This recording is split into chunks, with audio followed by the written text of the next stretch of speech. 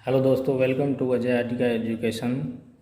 मैं आज आपको 33/11 के पावर सब स्टेशन में जो पावर ट्रांसफार्मर लगा होता है उसको दिखाऊंगा और उसके पार्ट्स को एक्सप्लेन करूंगा। ट्रांसफार्मर एक प्रकार का स्थिर विद्युत यंत्र है। कहने का अर्थ है कि ट्रांसफार्मर में कोई भी मूवेबल पार्ट नहीं होता है और ट्रांसफार्मर हमेशा एक ही काम करता है, या तो वो वोल्टेज को बढ़ा सकता है या वोल्टेज को घटा सकता है।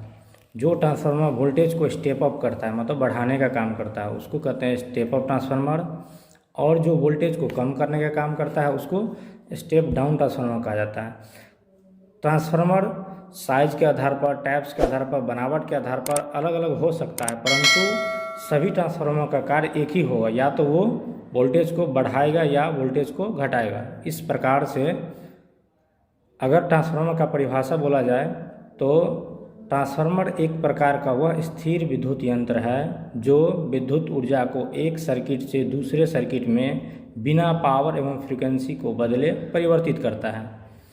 Transformer is a static device which can transform the electrical energy one circuit to another circuit without change any power and frequency. 33/11 के भी पावर सब स्टेशन में जो ट्रांसफार्मर लगा होता है उसको पावर ट्रांसफार्मर कहते हैं, क्योंकि सब स्टेशन में जो ट्रांसफार्मर लगा होता है मोर देन 100 kVA का लगा होता है, और जिसका रेटिंग मोर देन 100 kVA होता है, मतलब 100 kVA से ऊपर का जो ट्रांसफार्मर होता है उसको पावर ट्रांसफार्मर का जो विशेषता है, सबसे पहला विशेषता ये है कि पावर ट्रांसफार्मर का प्राइमरी वाइंडिंग जो है हमेशा सोर्स से जुड़ा होता है, मतलब प्राइमरी वाइंडिंग में 24 आवर पावर होता है। दूसरा विशेषता ये है कि इसको अधिक सुरक्षा प्रदान करने के लिए इसके बॉडी में डबल अर्थ किया जाता है, और बॉडी अर्थ का मान जो है 1 ओम से कम रखा जाता है। उसके बाद इसको सुरक्षा प्रदान करने के लिए इसके अंदर एक प्रकार का स्विच लगा होता है जिसको बकोल्ज रिले कहते हैं। बकोल्ज रिले एक प्रकार का प्रेशर स्विच है जो ट्रांसफार्मर में कोई भी इंटरनल फॉल्ट आता है, आंतरिक दोष आने पर ट्रांसफार्मर को सोर्स से अलग कर देता है और ट्रांसफार्मर को सुरक्षा प्रदान करता है। इस प्रकार से देखा जाए तो ट्रांसफार्मर का सबसे फर्स्ट पार्ट है कोर। कोर का अर्थ है आपको ट्रांसफार्मर के अंदर जो वाइंडिंग लपेटा होता है वो कोर के ऊपर होता है, और जो कोर होता है वो सिलिकॉन स्टील का लेमिनेटेड पत्तियों से मिलके बना होता है, और कोर के ऊपर वाइंडिंग लपेटा होता है। जनरली वाइंडिंग जो है कॉपर का लपेटा होता है। और ये जो टैंक है इसके अंदर ट्रांसफार्मर का तेल भरा होता है जिसको ट्रांसफार्मर ऑयल कहते हैं। ट्रांसफार्मर ऑयल एक प्रकार का खनिज तेल होता है। नेक्स्ट आता है टर्मिनल एंड बुशिंग। कहने का अर्थ है कि इसके HT और LT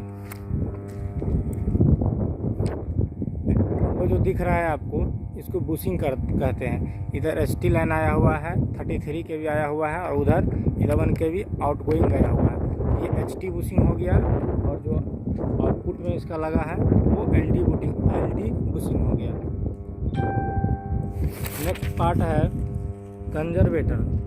ये जो कंजर्वेटर है इसका काम है ट्रांसफार्मर के टैंक के अंदर जो ऑयल भरा हुआ है, क्योंकि पावर ट्रांसफार्मर का जो प्राइमरी वाइंडिंग है हमेशा सप्लाई से जुड़ा होता है, इस कारण से इसके अंदर जो तेल है वो हमेशा गर्म रहता है, और जब ट्रांसफार्मर का तेल गर्म होने के बाद फैलता है, ऊपर जाता है, तो फैलने के लिए जगह कंजर्वेटर देता है, और फिर वहाँ जा कर के वो धीरे धीरे ठंडा होकर टंकी में आता रहता है। हीट होने पर ऊपर जाता है, ठंडा होने पर फिर वापस टैंक में आ जाता है।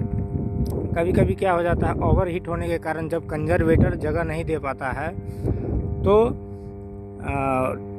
ट्रांसफार्मर ऑयल, ये जो आप देख रहे हैं इसको एक्सप्लोजन वेंट कहते हैं। जो कंजर्वेटर के बगल में लगा होता है एक्सप्लोजन वेंट के थ्रू इसके अंदर एक डायफ्राम लगा होता है, छोटा सा झिल्लीदार परत होता है जो टूट जाता है और वहाँ से ऑयल बाहर आ जाता है। इस प्रकार से ट्रांसफार्मर को बचाया जाता है। नेक्स्ट आता है कंजर्वेटर से जुड़ा होता है ब्रीदर। इसको ब्रीदर कहते हैं। ब्रीदर के अंदर सिलिका जेल भरा होता है। सिलिका जेल का काम है कि बरसात के मौसम में जब वायुमंडल में नमी बनी होते हैं, उस समय जब हवा जाता है ट्रांसफार्मर के कंजर्वेटर में, तो नमी वाले हवा जाने के कारण तेल जो है हमारा ख़राब हो जाएगा। इस कारण से ब्रीदर के अंदर सिलिका जेल भरा होता है। जब ब्रीदर से होकर सांस लेता है ट्रांसफार्मर, मतलब ठंडा हवा जाती है, तो उसमें जो भी नमी होता है उसको अरेस्ट कर लेता है। ब्रीदर अरेस्ट कर लेता है, ब्रीदर के अंदर जो सिलिका जेल होता है वो अरेस्ट कर लेता है और शुष्क हवा ट्रांसफार्मर के अंदर जाता है। नेक्स्ट है टैप चेंजर। आप देख सकते हैं ये टैप चेंजर है, ये टैप चेंजर है। टैप चेंजर ट्रांसफार्मर का हमेशा प्राइमरी वाइंडिंग में सप्लाई की तरफ लगा होता है। टैप चेंजर का काम है इसके वाइंडिंग को समायोजित करना, कितना वोल्टेज हमारा आउटपुट में या इनपुट में लगाना है। जैसे कि यहाँ ये पावर ट्रांसफार्मर 33 to 11 में कन्वर्ट कर रहा है। इसको अगर 33 के अलावा अन्य वोल्टेज पर काम कराना हो तो टैप चेंजर द्वारा वाइंडिंग को सेट करते हैं। नेक्स्ट है बकोल्ज रिले। ये जो आपको कंजर्वेटर के नीचे दिख रहा है, ये बहुत ही इम्पोर्टेंट एक प्रकार का सेफ्टी डिवाइस है। हर पावर ट्रांसफार्मर में ये लगा होता है, छोटा छोटा ट्रांसफार्मर में नहीं लगा होता है। बकोल्ज रिले जो होता है एक प्रकार का प्रेशर ऑपरेटेड वाल्व है या स्विच उसको बोल सकते हैं। जब ट्रांसफार्मर के अंदर कोई भी इंटरनल फॉल्ट होने के कारण इसके अंदर जो प्रेशर जनरेट होगा, प्रेशर बनेगा, तो वो ट्रांसफार्मर के वाइंडिंग को ऑटोमेटिक सप्लाई से या सोर्स से अलग कर देता है और अलार्म बजाकर सूचित करता है और ट्रांसफार्मर को जलने से बचाता है। तो ये जो है बहुत इम्पोर्टेंट पार्ट है बकोल्ज रिले। नेक्स्ट है प्रेशर रिलीज वाल्व। जो ऊपर लगा होता है प्रेशर रिलीज वाल्व, इसका काम है गर्मी के मौसम में ट्रांसफार्मर में जो धीरे धीरे प्रेशर बनता है उसको कुछ दिन पर वाल्व के थ्रू निकाल दिया जाता है, ताकि ट्रांसफार्मर के अंदर का जो एटमॉस्फेयर है वो मेंटेन रह सके।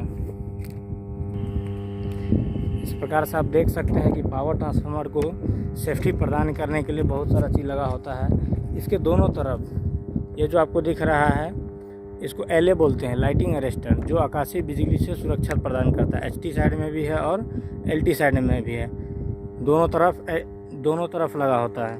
एलए लाइटिंग अरेस्टर, इसका काम है ऊपर से जो बिजली गिरता है उसको अरेस्ट करके सीधे अर्थ से जोड़ देना। ट्रांसफार्मर को अतिरिक्त सुरक्षा प्रदान करने के लिए इसके बॉडी को डबल अर्थ किया जाता है और